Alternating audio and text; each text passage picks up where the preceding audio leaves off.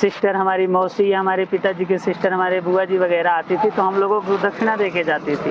अच्छा। तो उस दक्षिणा को हम लोग क्या करते थे कि उस दक्षिणा को हम अपने एकत्रित करके और भगवान के लिए और उस पैसे से भगवान के लिए उपार्जित करके भोग की व्यवस्था करते थे। पूजा के बगैर हमारा मन नहीं लगता था तो फिर हम क्या करते थे कि चारों साइड तख्तपोश खड़ी कर लेते थे, बीच में घुस करके हम चुपके से पूजा करते थे ताकि पिताजी को पता न चले, नहीं पिताजी डांटेंगे। दोस्तों, वृंदावन की इस यात्रा में लगातार त्यागी, तपस्वी, महान संतों के दर्शन ठाकुर जी राधा रानी की कृपा से हो रहे हैं। आज एक ऐसे संत का दर्शन हो रहा है, भावपूर्ण दर्शन, जो अध्ययन क्षेत्र में तो है ही है, अध्यात्म के क्षेत्र में भी है। महाराज जी आध्यात्मिक क्षेत्र में कैसे आगे बढ़ा जाता है, किस तरह से अपने कैरियर को भी बना सकते हैं, उसके बारे में बताएंगे। हम अमूमन ये जान लेते हैं कि संत महात्मा है तो बस झोली वाले बाबा होंगे, संत महात्मा है तो साधारण से बस संत होंगे, लेकिन हमारे यहाँ संत परंपरा, हमारे यहाँ ऋषि परंपरा गहन अध्ययन का विषय है, अध्यात्म का विषय है, जो जीवन के मर्म को भी बताने का काम करती है। तो आइए पूजनीय महाराज जी से बातचीत करते हैं। महाराज जी दंडवत, सादर वंदन, सादर प्रणाम। जय हो, जय जय। जी महाराज जी, क्या नाम है? हृदय नारायण दास जी। तो यहाँ स्थान कहाँ पर है? मोती झील जी। अध्यात्म के क्षेत्र में कैसे आए, कैसे, क्योंकि मैं आपको देख रहा हूँ युवा हैं, युवा सन्यासी हैं, तो कैसे मन भाव आया कि अब नहीं संत बनना है? और एक कारण ये होता है कि एक जन्म में संभव नहीं है जी। जब थोड़ा थोड़ा किंचित किंचित लघु लघु करके जब पुण्य हमारे संचित होते हैं जी, तब जा करके एक स्टेप तैयार होता है जी। जैसे कि हम बचपन से रहे, हमारे जो बाबा जी थे वो आध्यात्मिक थे और श्रीमद् भगवत गीता उनको पूरा 18 अध्याय कंठस्थ थी। और कंठस्थ होने के कारण फिर हमारे जो पिताश्री हुए वो रामचरितमानस जी का अखंड पाठ करते हैं। अच्छा। और कहीं भी प्रोग्राम होता है तो कोई ये नहीं कि शुल्क लेकर के, जबकि हमारे पिताजी एक सर्विस में रहे और उसके बावजूद भी वो जाते हैं और अखंड पाठ करके वहाँ आते हैं रामचरितमानस का। तो और जो हमारे दादाजी हैं सब, माने कि जितने भी थे पूरे घर, हमारी माता जी सब आध्यात्मिक रहे जी। तो घरों में भी ये चर्चा बचपन में होती थी। हमारा जो लगाव था जी, क्या कहते हैं, सुबह उठ करके संध्या गायत्री करना और तिलक लगा करके शिखा सूत्र रखना, तिलक लगा करके कॉलेज जाना और पढ़ना, हनुमान चालीसा, दुर्गा चालीसा, शिव चालीसा इत्यादि, हनुमान अष्टक, श्री सुंदर कांड इत्यादि हमेशा कंठस्थ रहा में बचपन से जी। तो आजकल के समय में देखा जाए बच्चों को बगैर पैसे से कॉलेज नहीं जाते हैं, ये हम मानते हैं। लेकिन उस समय में जैसे हमारी माता जी की सिस्टर हमारी मौसी या हमारे पिताजी के सिस्टर हमारे बुआ जी वगैरह आती थी तो हम लोगों को दक्षिणा दे के जाती थी। अच्छा। तो उस दक्षिणा को हम लोग क्या करते थे कि उस दक्षिणा को हम अपने एकत्रित करके और भगवान के लिए एक लाची दाना आता है, मीठा रोड़ी कहते हैं उसको, उसको खरीदते और धूप दीप खरीद करके उस पैसे से, हम माता पिता से नहीं लेते थे, और उस पैसे से भगवान के लिए उपार्जित करके भोग की व्यवस्था करते थे। फिर पिताजी थोड़े से डांटने लग गए, बोलने लगे कि इसमें रुचि ज़्यादा है और पढ़ाई कम कर रहा है ये जी। तो क्या कहते हैं, हमने फिर थोड़ा सा पूजा के बगैर हमारा मन नहीं लगता था तो फिर हम क्या करते थे कि चारों साइड तख्तपोश खड़ी कर लेते थे, बीच में घुस करके हम चुपके से पूजा करते थे ताकि पिताजी को पता न चले, नहीं पिताजी डांटेंगे जी। करो लेकिन संक्षिप्त में करो, पढ़ाई में ज़्यादा जोर दो, उनका कहने का मतलब ये था। लेकिन हमारी तो रुचि ही उधर थी जी जी। फिर हमने, अच्छा ठीक है, हमारे मामा जी के बड़े बेटे जी और उनकी भी थोड़ी आध्यात्मिक ज़्यादा रुचि थी। फिर उनके जो पुत्र हुए उनको नाना जी हमारे जो है क्या कहते हैं डिग्री कॉलेज के प्रिंसिपल रहे हैं जी। तो नाना जी ने वृद्धावस्था में धर्म ग्रंथों को खोला जी। तो उनके मन में ये हुआ कि हमें किसी पंडिताई इत्यादि के लिए नहीं, हमें अपने ही घर में अपने बच्चों को संस्कार के लिए हम तैयार करेंगे। क्योंकि आजकल के पंडित जो होते हैं, कोई गंजेड़ी हो रहा है, कोई भंगेड़ी हो रहा है, गुटखा मुख में सबके मुख में देखेंगे। उस हिसाब से फिर उन्होंने अपने बड़े क्या कहते हैं नाती को भेजा हिमाचल पढ़ने के लिए। फिर उसके बाद मेरी माता जी से कह करके हमारे लिए भी सोर्स लगाया कि इसको भी भेजो। तो वो गए। फिर 2-3 साल बाद हम पढ़ने गए वहाँ हिमाचल। फिर वहाँ हमने जब वहाँ गए तो एक कहावत है ना कि सोने में सुहागा हो गया। अच्छा। वहाँ तो सब पूरा पहनावा वही, न पैंट न शर्ट, और धोती कुर्ते में रहना है, बगैर लहसुन प्याज का भोजन, सब शुद्ध सात्विक मिला। सुबह 4 बजे उठ करके संध्या गायत्री करना, स्नान करना, हर पूर्णिमा को मुंडन हो जाता था हम लोगों का। ये सब करके फिर हमने 4 साल लगातार वहाँ पढ़ाई किया। फिर उसके बाद फिर वहाँ से हम बनारस गए। बनारस में कुछ दिन रहे, वहाँ हमने अध्ययन किया। फिर उसके बाद हम वृंदावन आए। फिर वृंदावन आने के बाद फिर यहाँ हमने पढ़ाई किया। और पढ़ाई क्या पढ़ाई हमने पढ़ाई में नव्य व्याकरण, संस्कृत जगत से नव्य व्याकरण से हमने शास्त्रीय आचार्य, आज के समय में जिसको बीए और एमए कहते हैं, आचार्य को एमए और शास्त्री को बीए, और 9वीं 10वीं को पूर्व मध्य प्रथम 9वीं को और पूर्व मध्य द्वितीय 10वीं को कहते हैं संस्कृत जगत में, और उत्तर मध्यमा प्रथम 11वीं को और उत्तर मध्यमा द्वितीय 12वीं को कहते हैं संस्कृत जगत में। फिर उसके बाद शास्त्रीय आचार्य, फिर आप पीएचडी वगैरह सब कुछ कर सकते हैं। तो हमारा तो पीएचडी पर भी शोध चल रहा है तो इस हिसाब से। लेकिन ये आपने एक बात कहा कि कैसे इस जगत में, आध्यात्मिक जगत में भी रुचि हुई। तो हम ये कहेंगे कि इस थोड़े से विषय को हमें बताने के लिए पूर्व कितना लेना पड़ा बाबा जी से, अपना पूरा डिटेल्स लेना पड़ा कि संत एक बनना और एक होना, इन दोनों में बहुत डिफरेंट है।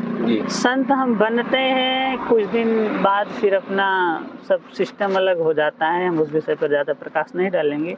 और एक होता है होना, जिनकी अभिरुचि आध्यात्मिक जगत के लिए ऑटोमेटिक है, वो हुए माने कि वो ऑटोमेटिक गॉड गिफ्ट उनको भगवान की तरफ से मिला हुआ है, उसको आप चेंज नहीं कर सकते। और बनने वाले को आपको भरना पड़ेगा, चेंज करना पड़ेगा, बार बार उसको बताना पड़ेगा, नहीं ऐसे नहीं, ऐसे नहीं ऐसे। लेकिन कितने दिन तक आप जबरदस्ती मार ठोकी करोगे? नहीं हो सकता।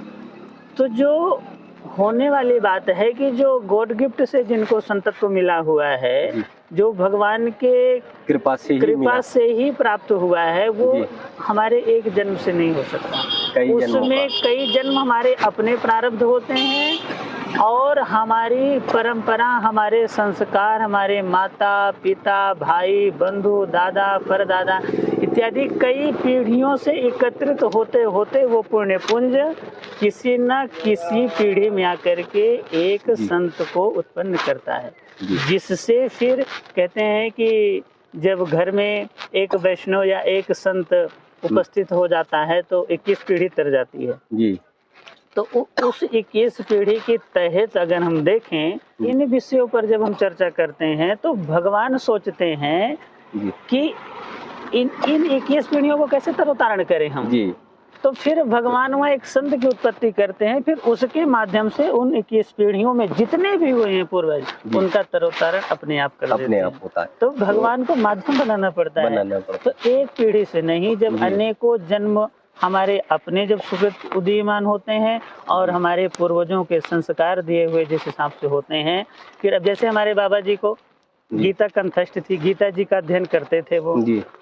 अब ठीक है, उनको ज्ञान तो था, लेकिन गीता जी में जो लिखा हुआ है उसके अनुसार वो चल तो नहीं पाए, आचरण तो नहीं कर पाए, क्योंकि गृहस्थ जीवन में रहे, गृहस्थोचित किसी अनेकों कार्यों में लिप्त रहे वो। इसलिए ठीक है, उनकी भक्ति थी, श्रद्धा थी, भगवान के प्रति भावना थी, अध्यात्म के प्रति अभिरुचि थी, सब कुछ था, लेकिन थोड़ा सा सदगति में संदेह है तो उनकी उस भक्ति को और उनके उस किए हुए कार्य को भगवान थोड़ा सा आभारी बने, इसलिए भगवान को इस शरीर को प्रकट करके और इस माध्यम से उद्धार करना पड़ता है। अमूमन डॉक्टर इंजीनियर की पढ़ाई करनी है जी। तो वक्त लग जाता है। अगर ग्रेजुएशन की बात करें 2-4-5 साल का वक्त लग जाता है। जी जी लेकिन आपने बताया कि संत बनने के लिए प्रारब्ध भी होता है, कई जन्मों के संस्कार भी होते हैं, फिर परिवार का भी वो होता है और फिर जाकर जो है वो बनते हैं और कई पीढ़ियों को तारते भी हैं। उदाहरण जी आपने ठीक कहा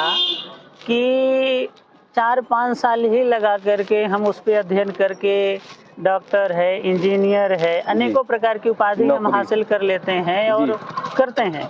लेकिन संत तो ये ऐसा विषय नहीं है, इसमें न जाने कितनी पीढ़ी लग जाएगी, कोई भरोसा नहीं है। जी अगर हम 4-6 साल में करके उपलब्ध करेंगे नहीं होगा। आप जी। एक विषय लीजिए, जी जैसे जी। युवा पीढ़ी को हम देखते हैं आज के समय में, आपने 5 साल 6 साल 10 साल पढ़ा लिखा और कहाँ तक सीमित है भैया, पढ़ लिख करके सर्विस लग जाएगी, सर्विस, जी। उसके बाद बाल बीवी बच्चों को पालेंगे। लेकिन ठीक है, सर्विस भी लग गई, अब बाल बीवी बच्चे वाले भी हो गए, सब कुछ उपलब्ध है, लेकिन फिर भी शांति क्यों नहीं है, कलह जी। क्लेश क्यों मचा हुआ है? जी कारण क्या है? हम आध्यात्म से जुड़े नहीं जी। हैं। हमने पढ़ाई लिखाई करके थोड़े समय में, अधिक समय में लगा करके हमने प्राप्त कर लिया, अपना लक्ष्य हासिल कर लिया, लेकिन अब गृहस्थ जीवन में रहना कैसे है, जीना कैसे, वो हमें नहीं मालूम है। तो जी। उसके लिए आप जब घर में कलह शांति नहीं है, कलह होता है और शांति नहीं रहती है, तो उसके लिए फिर हम परेशान होते हैं। तो फिर आध्यात्म जगत में थोड़ा सा फिर सर्च करते हैं कि भाई ये संत महात्मा वगैरह अलमस्त पड़े होते हैं, कोई चिंता नहीं, कोई कुछ नहीं, इनका आनंद है, इनके मजे हैं, ऐसा सांसारिक जीव से सुनने के लिए बहुत कुछ मिलता है। जी तब फिर वो सर्च करते हैं, क्योंकि पढ़े लिखे होते हैं तो कोई डिफरेंट ज़्यादा नहीं है, जी पढ़े हैं इसलिए। फिर वो आध्यात्म जगत में जब आते हैं जी तब किसी संत महापुरुष से फिर उनका थोड़ा सा लगाव होता है, झुकते हैं, फिर वो प्रश्न करते हैं, क्योंकि वही चीज सेम संस्कृत से ही अन्य भाषाओं की उत्पत्ति है, उसी को पढ़ करके हैं लेकिन फॉलो नहीं कर रहे हैं, जी उसको मान नहीं रहे हैं, पढ़े वही लेकिन अनेकों प्रकार से उनका अपना सोचने की क्षमता है, अनेकों क्षमता है। प्रकार से सोचते हैं। तो वही जब एक अच्छे पढ़े लिखे संत महापुरुष के पास जाते हैं जिन्होंने इस आध्यात्म पर सर्च करके रखा है, फिर वही उस चीज को थोड़ा सा भी अगर समझाएंगे तो बहुत समझ में आ जाता है, क्योंकि आगे का उनका कंप्लीट है, उन्होंने पढ़ रखा है, बस केवल समझने की जरूरत है वहाँ पर। जी लेकिन उस समय क्या होता है कि वक्त बहुत निकल चुका होता है, जी। आप समझ रहे हैं कि नहीं? हाँ। आधे से ज्यादा उम्र उस लक्ष्य को प्राप्त करने में निकल गया। अब उसके बाद थोड़ा सा समय मिला, अब उस समय में जितना हम ज्ञान अर्जित करेंगे और उसको नियम में ले आएंगे, तब तक हमारा यह जो शरीर है उन नियमों को पालन करने के लिए योग्य नहीं होगा, शिथिल पड़ जाता है, शिथिल पड़ जाता है। इसलिए फिर चलो ठीक है, अंत भला तो सब भला, लास्ट में आने के बाद जो थोड़ा बहुत मिल गया उसी को हम ग्रहण कर ले, हाँ। उसी में जीवन कृतार्थ है। जीवन आपके चेहरे पे बड़ा रौनक देख रहे हैं और बड़ा मतलब चमत्कार दिखाई दे रहा है, मुझे ऐसी अनुभूति हो रही है खड़े खड़े बातचीत करते हुए। एक सवाल जहन में आ रहा है कि कैरियर जो है, जो आपने शास्त्री और आचार्य की पढ़ाई की है, उसमें नई पीढ़ी क्या कैरियर बना सकती है, या उन्हें दुविधा लगता है, डर लगता है कि कैसे आगे उनका जीवन चल पाएगा? जी अगर बनाना चाहेंगे तो कुछ नामुमकिन नहीं है, सब बना सकते हैं। हमारे संस्कृत जगत में क्या नहीं है, आजकल के जो अन्य विषयों से पढ़ने वाले बच्चे हैं वो सोचते हैं कि अरे संस्कृत जगत में जाएंगे तो नहीं पढ़ पाएंगे, ये है वो है, क्या पूजा कराना, थैला लेके घूमना, ये वो, यहीं तक रह जाएंगे सीमित। अब तो इतना नहीं है।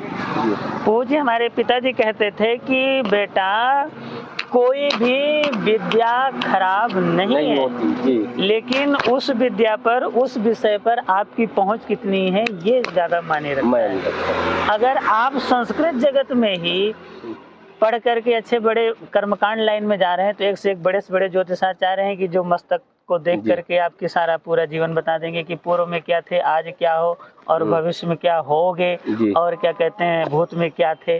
तो वो किस पर है ज्योतिषाचार्य? आप क्या कहते हैं अन्य विषयों को पढ़ करके किसी का भविष्य नहीं जान सकते हैं। वो केवल हमारे आध्यात्म में ही न है। जी। तो ये सब चीजें हैं। और ये ज्योतिष के विषय में हमने कहा, आप श्रीमद् भागवत महापुराण है, महाभारत महापुराण है, महाभारत को आप पढ़ते हैं। आज के समय में एक प्रचलन है कि अरे महाभारत घर में मत रखो, नहीं घर में महाभारत होगी, ये अपभ्रंश है, ऐसा कुछ नहीं है।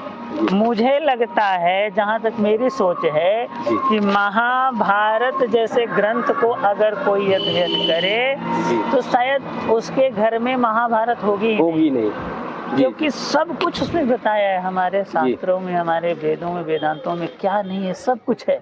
बचपन से लेकर के अनेकों प्रकार के पूरे जीवन का सब कुछ सारांश उसमें दिया हुआ है कि कैसे हमें जीना है, कैसे हमें बढ़ना है, कैसे क्या इस जीव की गति होती है, गर्भ में कैसे रहता है, जन्म कैसे, सब 16 संस्कार इत्यादि सब कुछ बताए गए हैं। लेकिन जब हम अध्ययन करेंगे, उस पर सर्च करेंगे, तब हमें पता पड़ेगा।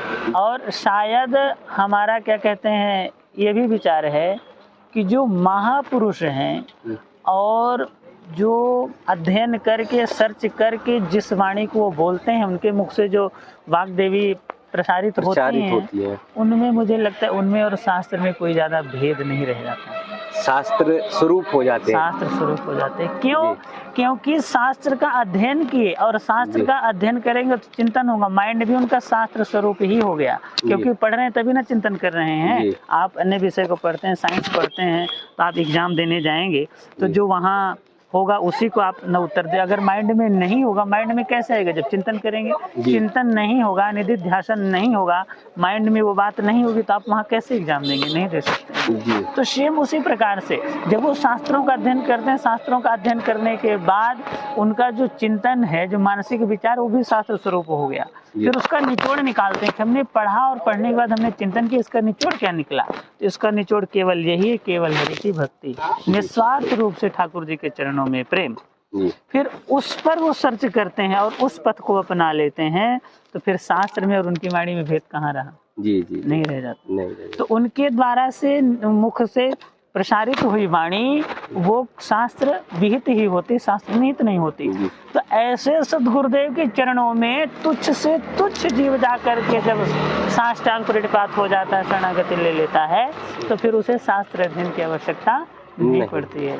इन विषयों पर आप सत्संगाध्यक्ष पूज्य हमारे गुरुदेव मल्लुक पीठाधीश्वर महाराज जी का अनेकों संतों का उदाहरण देते हैं, भक्तमाल इत्यादि चरित्रों से, कि कभी कुछ नहीं जानते थे संस्कार क्या होते हैं, और सिर पर हाथ रख दिया और हाथ रखते ही सब ज्ञान हो जाता है। तो क्या मतलब इसका? क्या फिर वो अपना स्वरूप ही उस शिष्य को प्रदान करके चले जाते हैं। ये सब चीजें हैं। तो आध्यात्म हमारा अखंड है और बहुत गहरा है। जितना सर्च करेंगे, जितना खोदेंगे, जितनी गहराई तक जाएंगे, उतना ही हमें मिलेगा, घटेगा नहीं। ये हमारा अपना स्वयं का अनुभव है। महाराज जी से बहुत सारी बातें हुई और महाराज जी ने बताया कि अध्यात्म हमारा अनंत है, और वहाँ जितना भी अध्ययन करते जाएंगे, जितना भी अंदर गहराई तक पहुँचते जाएंगे, तब भी आप था नहीं लगा पाएंगे। ये शब्द मैं कह रहा हूँ जिससे वो डरे ना, घबराए ना, भयभीत ना हो, और एक अखंड संत की तरह ऐसे ही निरंतर आ जाए। तो आइए भारतवर्ष के सभी युवाओं से अपील करते हैं, भारतवर्ष के सभी युवाओं से कहते हैं कि आप सब भी पूजनीय महाराज जी से बहुत कुछ सीखने की कोशिश करिए, क्योंकि जो भी शब्द कहे हैं, मुझे लगता है कि आज देववाणी की तरह थे, आज शास्त्र की तरह थे, और ये हम सबको अंतर्मन में निहित करना चाहिए।